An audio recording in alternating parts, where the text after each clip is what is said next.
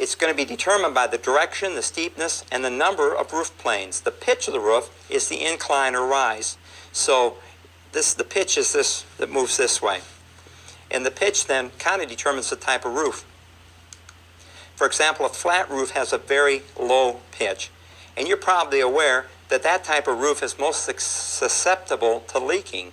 And so you've got to be careful if you're selling properties with a flat roof.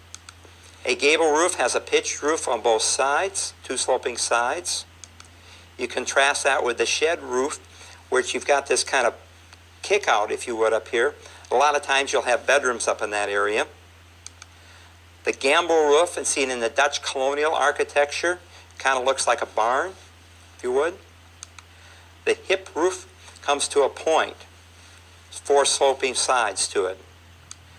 The mansard roof is a roof with two slopes to all four sides, and it usually envelops the top floor. There's a little interesting history of the mansard. I want to talk about that just for a moment. It's kind of another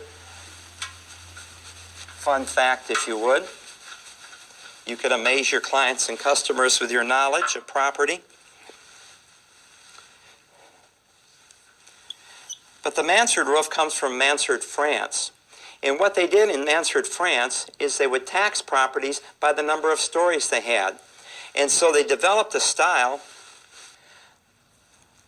where the roof line actually came over the top story.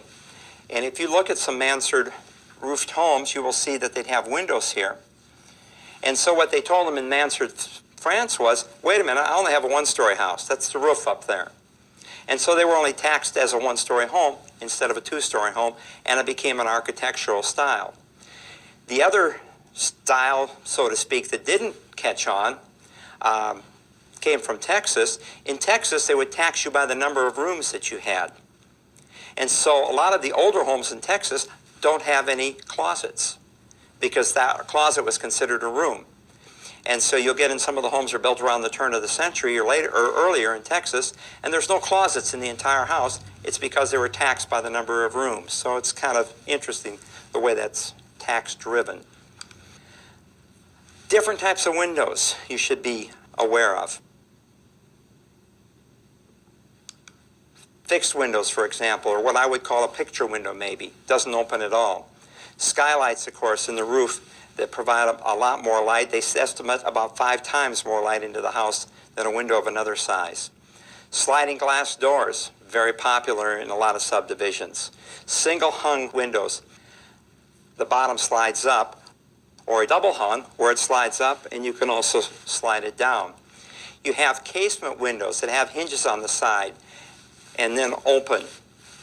You have an awning window that's hinged at the top and then it opens out.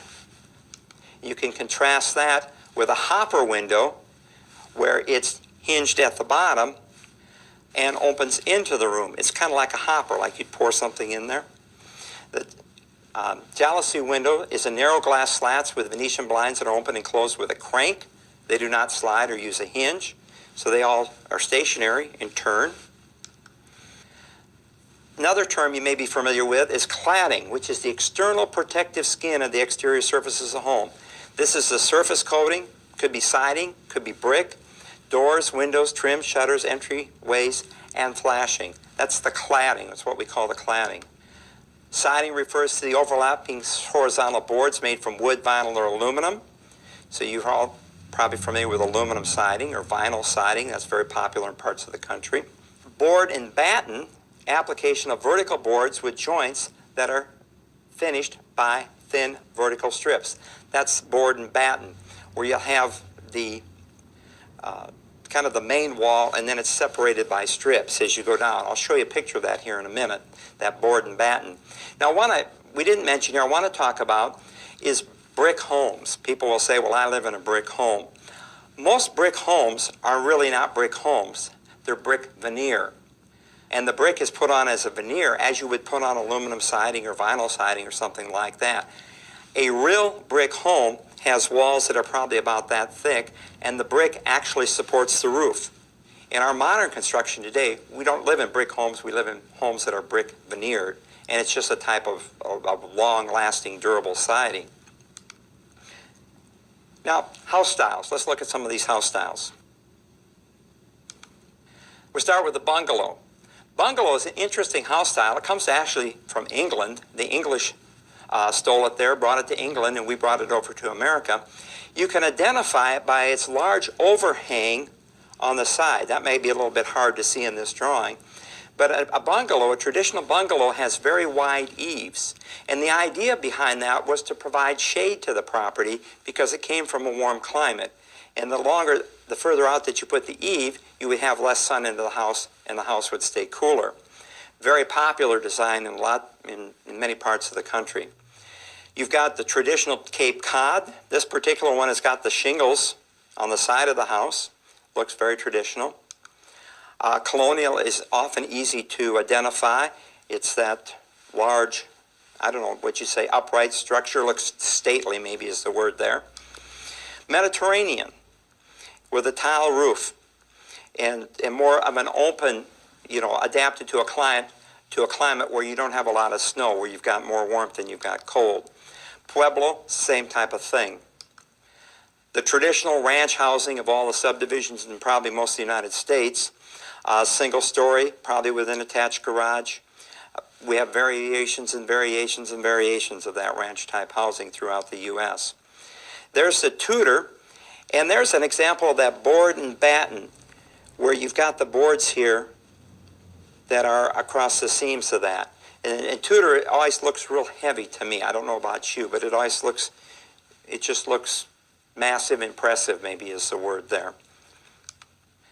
Victorian is a little bit more fun. The Victorian is characterized by a lot of gingerbread. You can see the ornateness up here, the design up here, the design in the windows, the roof line up here. You've got the weather vane on top here. When you get a lot of that ornateness, we call that gingerbread, it becomes a gingerbread house. So that concludes our session on housing and subdivisions and land development, and I'll look forward to seeing you in the next session.